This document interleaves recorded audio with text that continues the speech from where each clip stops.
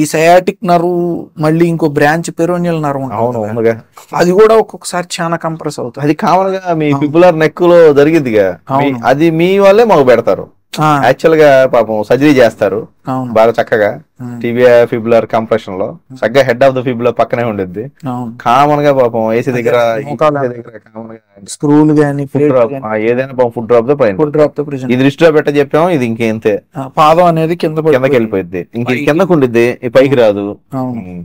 So type లో present వాళ్ళకి. కాకపోతే ఏంటంటే కామన్ ప్రాబ్లం ఏంటంటే ఇక్కడ చిన్న ఇది ఫుడ్ డ్రాప్ ఉన్న వాళ్ళందరికీ పెరిగిన నర్వ్ ఎఫెక్ట్ కాదు. అంటే సైడిక్ నర్వ్ దగ్గర ఇంజెక్షన్ ఇచ్చినా ఫుడ్ డ్రాప్ తో ప్రెసెంట్ అవుతారు. ఎందుకు?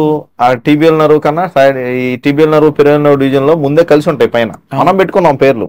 అవునవును. ఇక్కడైతే సైడిక్ నర్వ్ అంటారు, ఇక్కడైతే టీబియల్ నర్వ్ పెరిగిన నర్వ్ గా డివైడ్ అయితే టీబియల్ నర్వ్ కొద్దిగా గట్టిగా ఉండిద్ది, పెరిగిన నర్వ్ డివిజన్ ఎక్కువ ఎఫెక్ట్ అయింది. అందుకని ఇంజెక్షన్ ఇచ్చిన వాళ్ళకి కూడా చిన్న పిల్లలు పాపం ఫుడ్ డ్రాప్ తోనే ప్రెసెంట్ అవుతారు.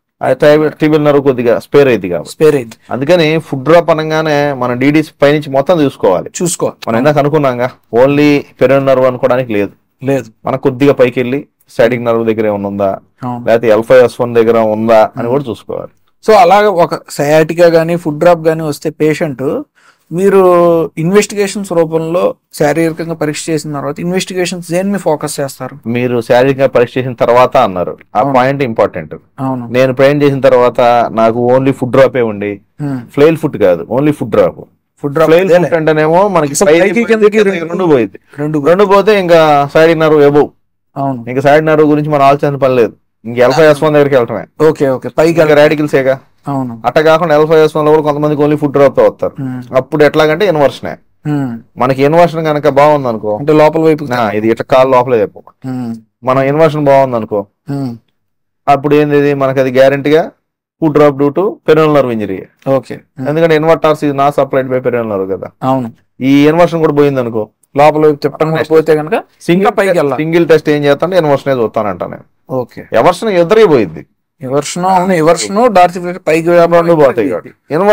పోయిందా లేదా మేము ఇన్వర్షన్ చూసుకునేది ఎందుకంటే మళ్ళీ ఒకవేళ వాళ్ళకి ఏమైనా సర్జరీ చేయాలనుకో, ఆ ఇన్వర్టర్ ని తీసుకెళ్లి లోపల వైపు తీసుకెళ్లి టిబియాలిస్ పొజిషన్ తీసుకొచ్చి మళ్ళీ లేపుతారు, మళ్ళీ దాన్ని కరెక్షన్ చేయొచ్చు. సో ఏంటంటే ఆ మజిల్ టెస్టింగ్ అనేది చాలా ఇంపార్టెంట్. ఈ ఇన్వర్షన్ చేస్తున్నారు లేదో చూస్తే, ఇన్వర్షన్ కనుక ఉంటే మనం ఫుడ్ డ్రాప్ వెళ్ళి వెళ్తాం టు నర్వ్ ఇంజరీ. లేదంటే కనుక అబోవ్ వెళ్ళి మీరు చెప్పినట్టు ఎంఆర్ఐ చూసుకొని, ఎంఆర్ఐలో L5S1 దగ్గర డిస్క్ ఉందా లేదు చూస్తాం. ఈ ఒకటే simple logic.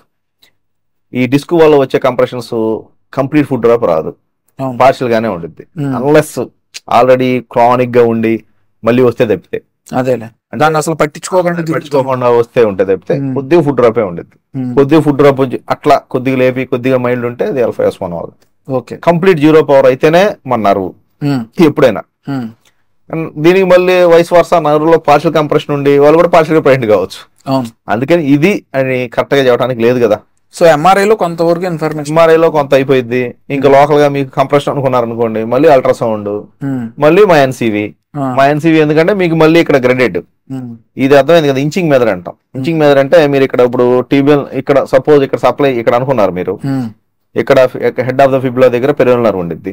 Head of fibula పైన కరెంట్ పెడతాం, కింద మజిల్ చూస్తాం. హెడ్ ఆఫ్ ఫిబులా కింద నుంచి పెడతాం, ఇక్కడ కదా కంప్రెషన్ ఉంది, దాని కింద పెట్టింది మామూలుగానే వచ్చిందిగా. సో ఈ రెండింటి మధ్య ఉంది అని చెబుతాం. పలానా 3 సెంటీమీటర్స్ 2 సెంటీమీటర్స్ చెప్పొచ్చు మనం. అప్పుడు మళ్ళీ ఇంచింగ్ ప్రకారం చేసుకొని వెళ్తే, బట్ ప్రాక్టికల్ గా పాసిబుల్ అంటే అంత బిజీ ఓపీలో కుదరదు కానీ, బట్ మీరు ప్రత్యేకంగా ఇస్తే కనుక మేమే కూర్చొని చేయాలి. మా దగ్గర ఉన్న వాళ్ళకి అంత విషయం ఉండదు, టెక్నీషియన్స్ నాలెడ్జ్ ఉండదు. మనం కూర్చొని చేసుకో, మనం కూర్చొని వాళ్ళని గైడ్ చేస్తే చేసుకోవాలి, పట్టుకోవచ్చు.